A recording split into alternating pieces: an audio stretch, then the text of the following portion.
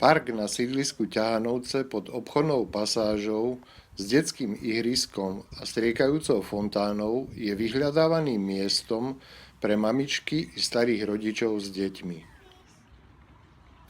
Je tu množstvo zelene a miest, kde sa dá posedieť. Pred pár dňami však niekto do zelene barbarsky zasiahol. 2 zdravé tuje vyrezal úplne a ďalšie 3 zrezal približne 2 metre nad zemou. Pátrali sme po vinníkovi tohto činu, toho však zdá sa niet.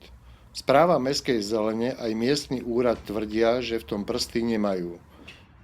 Tu je rastlín na pozemku rímskokatolíckej cirkvi. Hovorca arcidiecézneho úradu hovorí, že sa o vyrezaní dozvedeli od nás. A od zamestnankyne spoločnosti, ktorá vlastní budovu vedľa parčíku, sme si vypočuli, že ak sa aj na nej objavia reklamy, s tujami to nebude mať žiaden súvis. Aký je váš názor na vyrezanie týchto tují?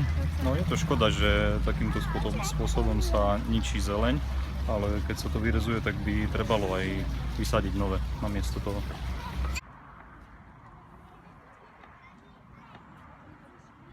Tento park je celkom taký pekný tou zeleňou a týmto pádom, že to niekto vyrezal, tak máme tu taký prázdny priestor teraz. No.